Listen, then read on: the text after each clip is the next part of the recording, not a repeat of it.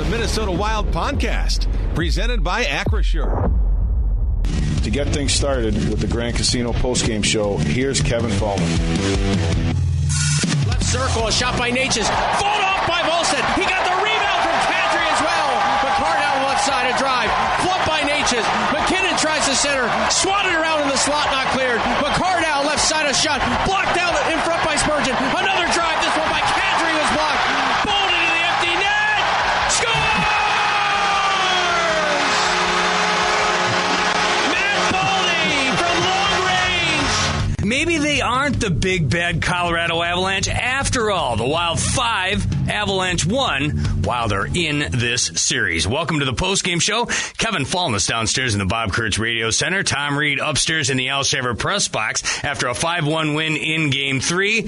Tom, we expected the Wild to have a response and getting back on home ice, but I don't think anyone expected this big of a response. What a game by everyone involved, especially on the Wild side. Yeah, you're right, Kevin. And just watching the guys practice yesterday and the day before, those guys who skated, they give the effort that you're looking for. And the one thing that Minnesota did today is they played so well as a unit out here, as a team, and they really supported each other. They gave the goaltender lots of help there, and when necessary, Jesper came through in some of those big saves. And Minnesota's everything was working today. The only area that was a little bit lax, I think, was the face-offs, but that's something you can work on. That's certainly correctable. But at the same time, Minnesota with a nice lead here in this hockey game, 5-1, and they got outshot 35-26, but 26. But the thing is that I thought that the team really played well behind their own blue line, but also in the offensive zone. They really controlled things. The skates were moving today, and when this team skates, it's hard to stay with them. Yeah, and the stars were shining tonight for the Minnesota Wild in talking about Brock Faber, 3 points and a +3. Kirill Kaprizov, 3 points and a +3. Quinn Hughes, 2 points and a +2, and then Mats Zuccarello, a pair of points as well. Big names all across the board here for the Minnesota Wild, coming up big in what was a must-win victory. Yeah, it really was a must-win. You get down 3-0 in playoff competition, it's really hard to come back. But you win that first game, and all of a sudden now you've re-energized your entire team, and you're looking forward to that next game. At the same time, you're playing against a very good hockey club, and we know how good Colorado can be. But Minnesota just outshone them in this hockey game tonight. And that includes in goal, where Jesper Volstead might have been under attack after Game 1 when he gave up 8 goals. Very un-Jesper Volstead-like. But tonight, this is the Jesper Volstead we're accustomed to seeing. Just calm, cool, and collected in between the pipes, Tom. 34 saves total, including 12 in the second, 13 more in the third. Yeah, and the thing is, as a player, when you're having a good night, you know that. When you're having a bad night, you also know that, and you try to rectify that next game coming in. But I think in this game tonight, there's very few guys on the Minnesota side that had a poor game in this contest. So they all worked for each other. They played as a team, and it's so nice to see some of the young kids getting a chance coming in here as well. And so you just look at a team like this and say, okay, guys, we won that first game, but there's still a lot of games to win if you want to advance to that next round. That said, if John Hines could say, all right, guys, you saw what you did in Game 3, lather, rinse, repeat. Do it again in Game 4. I mean, that's if you could have a cookie cutter and just make another one like this, that's what you want to see again replicated in Game 4. That intensity, the physicality, and then, of course, the goaltending. That's always the wild card, but for the Wild, you more often than not, you get that. And if you get those 3 things come Monday night, the Wild should be in good shape. Yeah, they should be, but also on the other side, Jared Bednar is going to make sure that his team is going to be up and ready for that next game also. They'll make a few adjustments, do what they have to do, and they've lost games before. They know what it's like. They've been to the Stanley Cup. They know what that's like. Minnesota doesn't know that yet, but hopefully this might be the year if Minnesota can maintain the type of game we saw here tonight. No idea what they're doing on Game 4 in the pregame, if they're doing a viewing party or the other stuff that was going on West 7th on Monday night, but I do know this much. Tom Reed's Hockey City Pub was bumping all weekend long, including today. I assume Monday night will be no different, even though it is a work night. You're absolutely right. It'll be fun night tonight. There's no question. It should be fun down there. But now you have to get set for that next game. You can enjoy the moment for a while for the players. The guys who win, they will enjoy it. The guys who lose, they won't enjoy it. But you know what? You got to turn the page and get ready for the next game. There's not a lot of time to think about how good or how bad you were. Have a safe walk up the street, sign a couple of autographs, and enjoy the evening. Those days are done.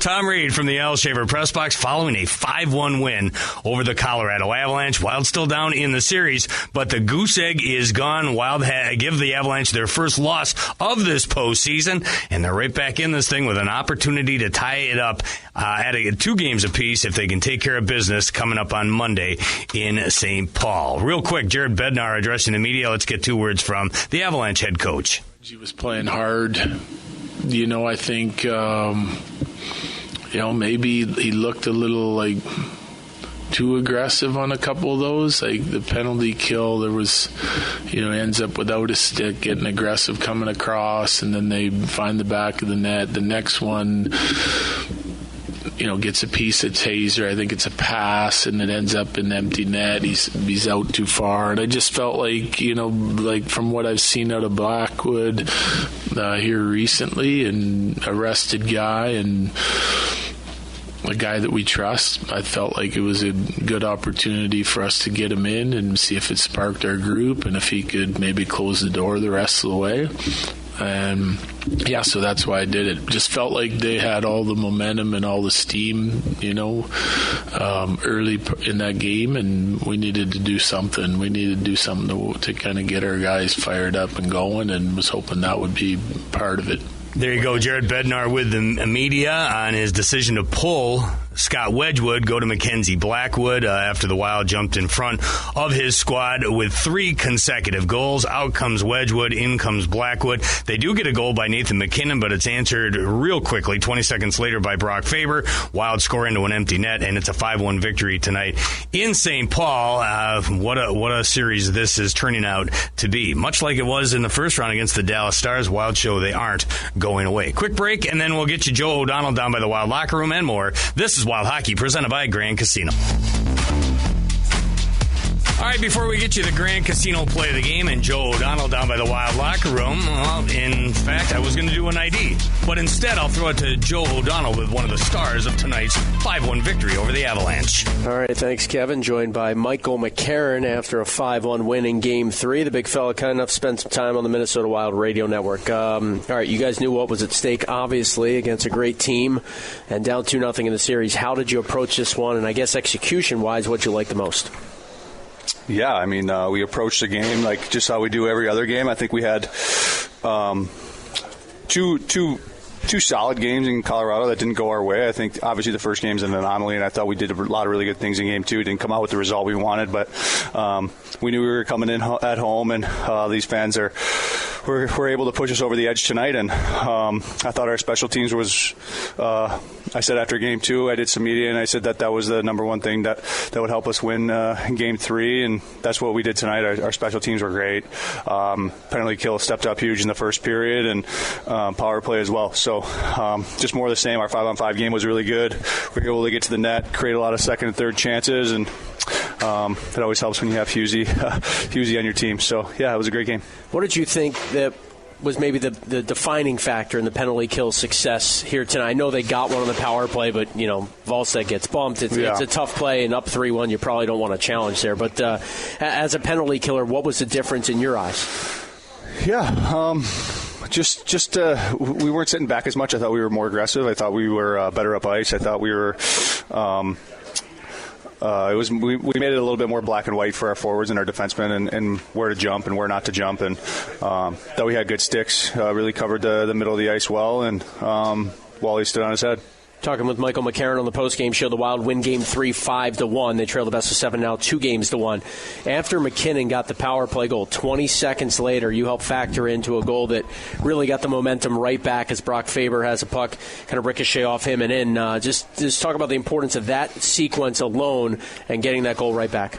Yeah, I think the longer you play in this league, the more you realize that goal shifts after goals are the biggest shifts of games. You really want to win that faceoff. Obviously, I didn't, but we had a really good breakout. I was able to make a pass into the middle with a good defenseman jumping up Faber, and they were able to go in on a 3-on-2. I kind of sucked 2 guys to me, and Brock does what he does best. He went to the net hard as a defenseman. He knows how to play forward as well, him and Hughes. So, he kicked it and drove to the net, and it went off him. Once they made that goalie change, we tried to throw everything on net, and especially against a cold goalie, and that's what we were doing. And it was a really good shift after a goal. You mentioned Quinn Hughes. Nice to have him on your team. But how about Kirill Kaprizov? Felt like tonight he just was not going to let you guys to fall into a further deficit in the series. He was amazing. I thought he drove our forward group tonight. He was hard on every single puck. I don't think he lost. He might have been 95% on 50-50 puck battles. He was phenomenal. His second and third efforts were awesome tonight, and he was able to find some space for that first goal. I think when he's going, our team's going, and when he plays like that, the guys on the bench see that, and they want to follow in his footsteps. So I thought he really drove our team tonight for sure. I'm guessing as you came over from the trade from Nashville, you didn't know much about Jesper Wallstedt. Obviously still a very much unproven and young goaltender. As you've gotten to know Wally, what stood out the most?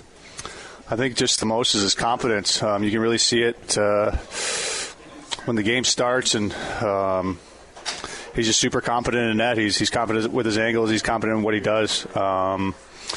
He gives the whole team confidence when he plays like that, for sure. Everybody follows in his footsteps as well. When he's going, our team's going, and we were able to, for the most part, not give up so many great A's early in the game. I thought we were able to let him get into the game, and especially after missing one. So.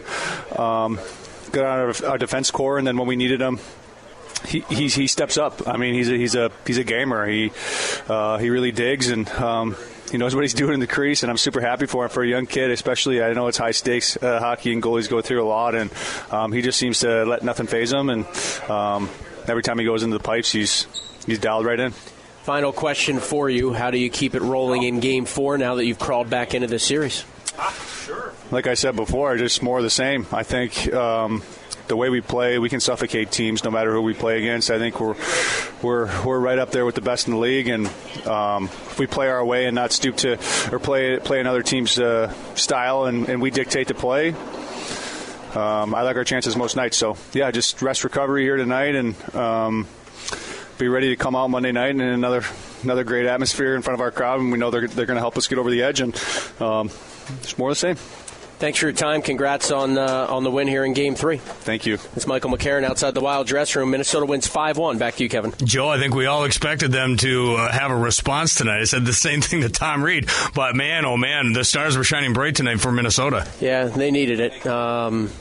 When you're in a series hole, you got to look to the guys that get paid the big bucks, the guys that produce in the regular season, and just felt like from the jump that was the case. I mean, look, Wallstedt had to make some key saves early. Who knows if the Avs take a 1-0 lead, how this game turns out, how the Wild respond. But playing with the lead, something they haven't done much of in this series, forcing Colorado to get out of their comfort zone a little bit, in large part because of the Wild's top players stepping up early. Thought it was a huge part of this game. Nice job tonight. We look forward to hearing from you Monday. Thanks, Kevin. Always a pleasure, bud. Joe O'Donnell down by it almost sounded sincere. I don't think that was sarcastic. Thank you, Joe. It's nice to hear you as well. Joe O'Donnell down by the Wild locker room with Michael McCarron for joining us in the postgame show. The great big Michael McCarron will get a gift certificate down to Tom Reed's Hockey City Pub. Let's pause 10 seconds for station identification.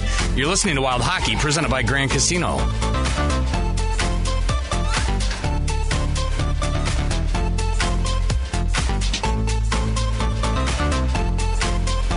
5-1, the Wild take Game 3. Game 4 coming up on Monday. If you haven't heard yet, start time is established. 6:45 pregame, puck drops just after 7 o'clock on most of these same stations. The postgame marches on after a quick break. You're listening to Wild Hockey, presented by Grand Casino.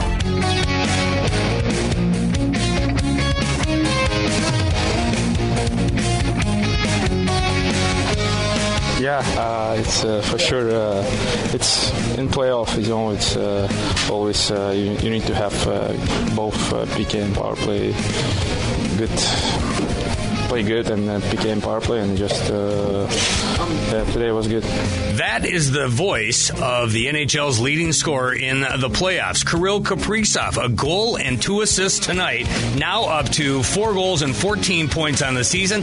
Number 1 in the National Hockey League. Number 2, Quinn Hughes, 4 goals and 13 points through this portion of the postseason. Good stuff for both of them, especially tonight. Both huge contributors to the 5-1 win in Game 3. You know who else had a very good game? Brock Faber. He comes through with the Grand Casino, a play of the game. Hughes just got tripped up. He went down hard. Penalty call coming. 3-on-2 for the Wild developing. Faber to Tarasenko. Left side a shot. They score! Brock Faber! Tarasenko shot. Hit Blackwood. Playing goal Faber. And the Wild get it right back. Massive goal for the Minnesota Wild. They had built up that 3-0 cushion, right? After early on in the second period, Kaprizov and Hughes score in the first period. Hartman scores to open the second. That chases Wedgwood from the contest. Jared Bednar, as he just said, looking for a spark, takes Wedgwood out, goes in with Blackwood, and they respond with a goal, a power play goal by Nathan McKinnon. His 5th of the postseason gives the Avalanche a glimmer of hope. It's snuffed by Brock Faber just 20 seconds later. Gets a favorable bounce after Tarasenko throws it on net, goes in off of Brock Faber, gives the Wild back that 3-goal lead, and they go on to skate past the Avalanche 5-1 in Game 3. But a huge moment in the contest goes to Brock Faber. His 4th of the postseason is the Grand Casino play of the game, where Minnesota comes to play. Visit GrandCasino.com to plan your next visit. To the podium when we continue. This is Wild Hockey, presented by Grand Casino.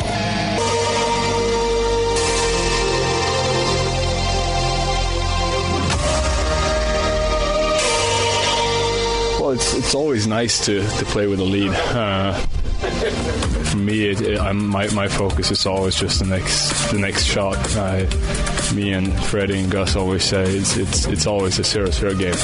It doesn't matter what it is. It's every period, every shot, every save you make out there. It's always 0-0. So you just keep playing like you always do. You don't change either if you're up or if you're down.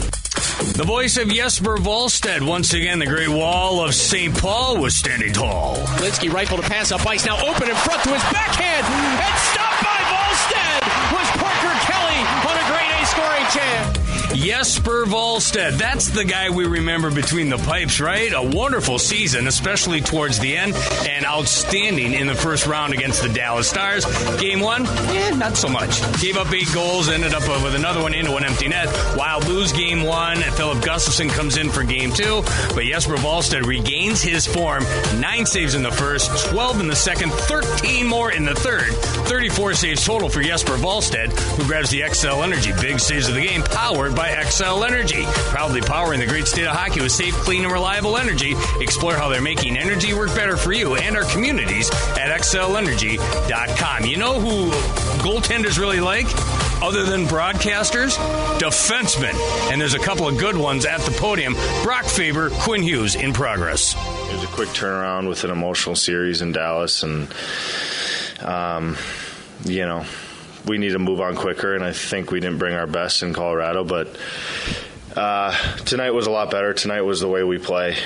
We still got a lot of things to improve on, but it's on to the next.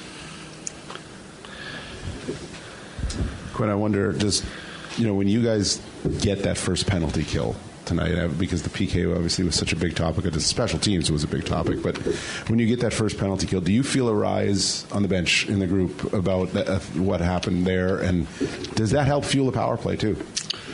I think so. I mean, special teams are so important. I felt like we weren't great, in that aspect in the first series, but we played so well 5-on-5. We just kind of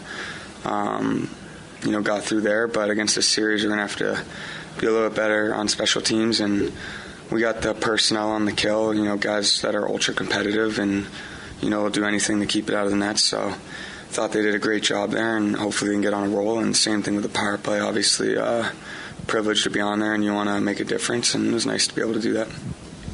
Brock, when it's 4-on-4 and there's that extra open ice and you can see Kirill getting open like that, just how much fun is that? Yeah, it's great. Obviously, when it's Quinn, Kirill, and Bowles on the ice, you know, you can't really go wrong with who you pass it to. So, yeah, I mean, he used his feet. He was great tonight. He was as competitive as I've ever seen him tonight, and you know, he's going to keep that rolling. He was confident. He wanted to be the best player on the ice, and he was definitely one of them. So, Quinn, on your goal, obviously you saw that Wedgwood didn't have his stick. Is that why you were moving left to right and then shot it back left? I just think just trying to use my feet there, and it's a tough position for Burns to keep following me across as I walk. So I was just waiting for that opening there, and I don't think Wedgie saw it, so it's good. I guess for either of you guys had such a good first 10 minutes, and then like Parker Kelly had a partial breakaway with Walsh at the save. Like, how much of a swing can that be? Like, you guys were doing so well, and then all of a sudden, that could have been 1-0 game right there. Yeah, I mean, that's hockey, right? It's you know, it's a 60-minute game, and even if that goes in the net, I think the mindset that we had tonight, the will to win tonight, I don't think it would have mattered. Frankly, I think we would have came back, but you know, that's hockey. There's going to be chances you're going to need saves, and we're going to get chances that probably should have went in too. So, you know, I think all around, whether it goes in or not, that's our job to stay composed, stay level-headed, and focus on the task at hand. So. Quinn, how helpful was just the break? You know, when you initially see the schedule, those 3 days, it looked like they could have been more useful right off the hop for you guys to maybe delay the start. But at this moment, coming home, how much was that a reset for everybody? Yeah, I think kind of what piggybacking off Brock there, obviously, this organization, we haven't won a first round in a long time, so probably, you know, didn't play our best in the first 2 games, and we knew that. And obviously, you know, credit to them, too. They played really well, but I think it was just nice to reset, have a couple days, maybe get away from the game and get your boots up, you know, relax and rest and be ready to go. And, you know, our mentality, we were obviously, you know, eager to get going, and I thought we had a great game. Quinn, about 10 games into your tenure here, you talked about getting on the same page more and learning the tendencies of your new teammates at the time. Is this it? Is this full capacity? Have you reached the potential? Yeah, I mean, I think, you know, especially with Brock, I think, you know, I said it, the more we play together, the more we'll learn to read off each other. He'll know what I'm thinking, I'll know what he's thinking. And, you know, I thought in the first series, and especially, you know, this series too, the way we're snapping around and reading off each other and the looks we're getting in the O-zone, it's been fun to play with. So we're making each other better, and we're getting looks, and we're going to, you know, have to keep doing that. Yeah, hard to argue. Love the fact there was some contemplation from those out there in the blogosphere. Do you split those guys up and pair one of them with somebody? No, I say don't do that. Keep them together at all costs. I say they spend the summer together, move in together.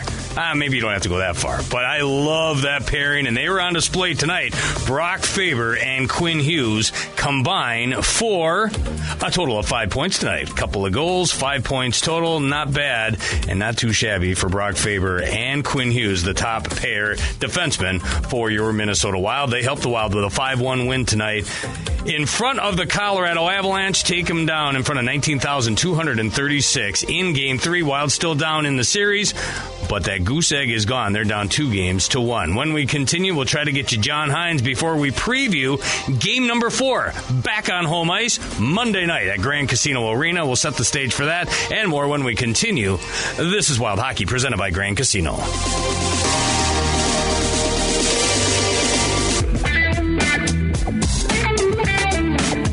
Just thought we made it easy on them in the first one and 2 games. I mean, you gotta play harder. It's like the little things in the zones or neutral zones that clog it up against them to slow down their really fast-paced team. So, you know, obviously it helps when you have fans behind you, and it gets a little intimidating here. So it's fun to get physical early and just pick up our bench and go from there. But for the most part, I think just our physicality led to a lot of misplays by them and some turnovers that led to more zone time for us. Marcus Foligno with the media just moments ago. You want to talk about physicality? Put your mouth where your Put your money where your mouth is. Put your money where your mouth is, Moose. 9 hits on the night. The Wild out-hit the Avalanche 39-25. The Moose, 9 hits. You get 6 more for his brother Nick. Let's see where Yakov Trenin was. The NHL hits leader this season, added 3 for good measure. You needed to bring the physicality to get back into this series. They got that. You needed the superstars to shine bright. You got that. And you needed the special teams to shine. Well, you got that as well. The Wild score a power play goal, a couple of them, as a matter of fact. Yes, they did let one in on the PK as well, but they checked all the boxes, especially between the pipes. They got good, solid goaltending from Jesper Wallstedt. It all accounts into a 5-1 win in Game 3 tonight in St. Paul. John Hines addressing the media. Let's join him in progress now. Just kept it going the entire game. Yeah, I would agree. I think it was kind of as we talked about. I thought the break would be good for us in between the series. I thought the guys utilized the time wisely, and we put some work in and got some rest and recovery, and it was a performance that would give us a chance to win tonight. When Kirill Kaprizov, I believe he came out of the first game with minimal production, but when he comes out the way he has in the last few games, I mean, what does that just kind of say about the resilience of your group and being able to kind of push back the way you did tonight? Yeah, I thought, Kirill was extremely competitive tonight and was on his game, so it was good to see him when he does that. You can see the type of impact that he has on the game. And, I think he was indicative of the team that, we knew that we had to be better in certain areas. But as I said to you guys over the last couple of days, there's lots of things that we really did like in the first couple of games. We just didn't get rewarded for it. And tonight we were able to do that. So hard-fought game. I mean, both teams were extremely competitive. But it's more indicative of, that's the style of game that gives us the best chance to win. Special teams tonight obviously plays a big factor in your favor as opposed to the other two games. Specific to the PK, I know they get one, but I mean, just what did you see on those first two in particular that enabled you guys to get those kills? I thought our details were good, and when we had opportunities to block shots, we blocked them, and when we needed to save, we got it. And I think that was the difference. John, going back to Kirill, he was just telling us, he thinks this all the time. He's thinking hockey at home, and he said he had to be better, and I think he really realizes his position. Does he visibly, can you tell that, in between games, the wheels are turning, or the pressure that he maybe feels, does he carry that in a way, or how? It's one thing to say, I need to be better, and then go out and do it, too. Right. I would say sometimes he gets a little on the quieter side, where you can see there's he's always got the fire lit because he's an unbelievable competitor, but sometimes his demeanor, changes a little bit, less smiles and more focus and things like that. And, I think it was good. You could tell yesterday in practice and this morning in the skate and just his overall demeanor that he was into it. I look all game, especially at the end, they're up 4-1. Everybody's laying out the block shots. Your commitment to defend tonight, how much did that show all the way through? It was good. When like I said, it was when we had the block shots, guys were fully committed to do it. I didn't think it was as good as it needed to be in Game 1 and Game 2 in multiple situations. And I think understanding how we need to check and the way you need to check and the differences, of what Colorado presents versus what Dallas presented, that we wrapped our heads around it. And when the guys understand it, and this group clearly understands, okay, what are we up against and what do we need to do? Usually the adaptations and the changes happen immediately. And I thought it started in Game 2 and was better in Game 3. John, obviously it was a big bounce-back game for Jesper from Game 1. What gave you the confidence to put him in net tonight, and what impressed you the most perhaps about his ability to bounce back tonight? Well, I had no doubt he was going to be back, just kind of who he is and the reasons why we didn't play him in Game 2 was for the right reasons, and you see the result tonight. And he's a competitor. He's got confidence. He's been very solid. And I just thought he got right back to his game tonight. He's proven throughout the playoffs that the moments don't get too big for him. He's very consistent. He's solid. And it was good to see him perform the way he did tonight. Third trip to the playoffs in his career for Brock Faber. He didn't have a point in the playoffs coming into this season. Just what have you seen as a change from him as it becomes a more mature defenseman offensively and defensively? Well, I think experience is number one, and whether that's in the playoffs the last couple of years or the Four Nations or the Olympics. He's played in some high-stakes environments over the last couple of years, and, he continues to mature and grow. He's very self-aware. He works at it. He's a physical specimen, highly competitive, and, he just keeps growing, and he's another one of those guys. He has that gene. He has the it factor. When the stakes get high, he doesn't shrink. He plays harder, plays better. So it was nice to see him play tonight. John, you moved Spurgeon and Damon Hunt together. What do you feel about that pairing tonight, and then the other pairing too? I thought they were solid. I thought that pair was good, and I thought all three of them were effective. So it was good to see the different guys play together, but also have some good results. Playoffs sometimes can be hard for the star players, right? I mean, because they get checked so hard in the playoffs as opposed to regular season. When a guy like Kirill does what he did tonight, or Quinn did what he did in Game 6 against Dallas, does that tell you something even more about what these guys are, and what they're capable of doing? It does. I mean, the thing with those guys is that it's nice when you have high-end players like that have played in high-stakes environments, and they play their best when the stakes are the highest. And that's, they're all extremely smart. They're very hardworking. They take pride in, I think, their game and in the team's game. But when the moments get hot, all those guys prove time and time again that they can bring their best in those environments. And that's, they continue to prove that. And it's nice. It's nice when you have really good players, but it's even better when you have really good players that can play when the stakes are the highest. There you go, the head coach of the Minnesota Wild, John Hines, with the media following a 5-1 win over the Colorado Avalanche in Game 3 in St. Paul. Wild now 1-2 on the series, are 1-0 on the series at home. They won 5 games thus far this postseason.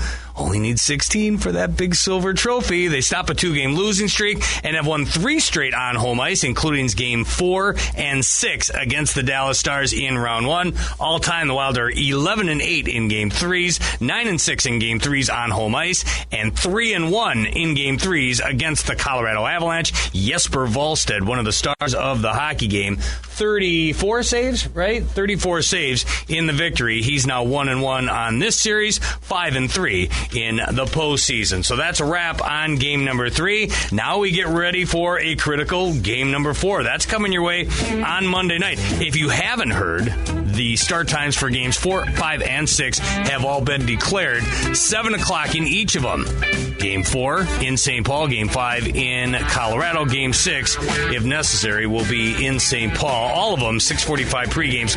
Puck drops at 7 o'clock on most of these same stations. The next one on the docket, though, Monday night. An incredibly important game number 4, a chance to pull even with the Avalanche. Pre-game at 6:45, puck drops just after 7 o'clock on most of these same stations.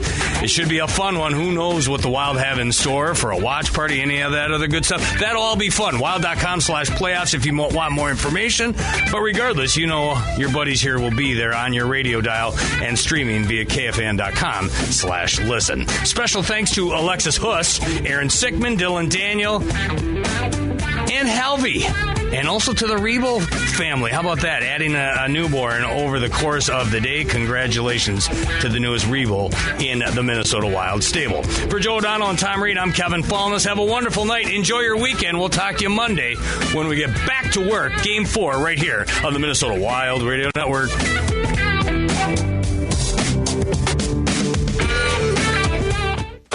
You've been listening to your exclusive home for Minnesota Wild hockey in the Stanley Cup playoffs. One more thing! Let's go